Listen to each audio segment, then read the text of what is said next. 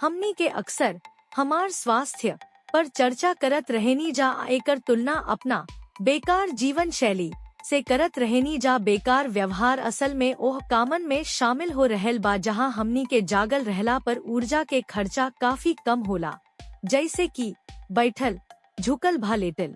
हमनी के कवना बात के चिंता करे के चाही? हमनी के इस्तेमाल करे वाला मोटर चालित परिवहन आकाम, शिक्षा आ मनोरंजन खातिर स्क्रीन के इस्तेमाल बढ़ला का चलते जिंदगी बेकार हो रहल बा। बेकार व्यवहार के अधिका मात्रा निम्नलिखित खराब स्वास्थ्य परिणाम से जुड़ल बा: हृदय रोग, कैंसर, टाइप 2 डायबिटीज, असल में का कमी बा। शारीरिक गतिविधि हृदय रोग, डायबिटीज अवूरी कैंसर जैसन गैर संक्रामक बीमारी के रोकथाम अवूरी प्रबंधन में मदद करेला। एकरा अलावे डिप्रेशन अवूरी चिंता के लक्षण के कम करेला, दिमाग के स्वास्थ्य में बढ़ोतरी करेला अवूरी समग्र भलाई में सुधार करेला। विश्व स्वास्थ्य संगठन के सिफारिश बाकी सब वयस्क के नियमित शारीरिक गतिविधि करे के चाहिए।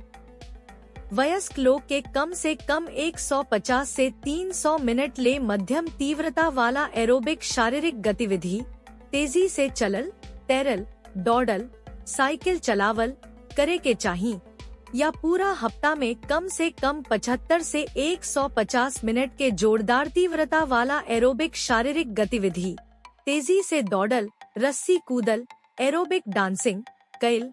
स्वास्थ्य के पर्याप्त फायदा खातिर वयस्क लोग के मांसपेशी के मजबूत करे वाला गतिविधि भी मध्यम चाहे ओकरा से ज्यादा तीव्रता से करे के चाहिए। जवना में सप्ताह में 2 चाहे एकरा से ज्यादा दिन सब प्रमुख मांसपेशी समूह शामिल होखे, काहे कि एकरा से स्वास्थ्य के अतिरिक्त फायदा मिलेला। शारीरिक रूप से सक्रिय रहे खातिर सरल टिप्स: 1. अपना काम के समय में कई बेर स्ट्रेचिंग ब्रेक ली। 2. लिफ्ट के जगह सीढ़ी के इस्तेमाल करी। 3. गाड़ी भा स्कूटर के इस्तेमाल करे के बजाय पैदल साइकिल से पास के इलाका में जाए के चाहिए। 4. टीवी देखे के बजाय शाम के समय बच्चा के संगे टहलत चाहे खेल के आराम करी।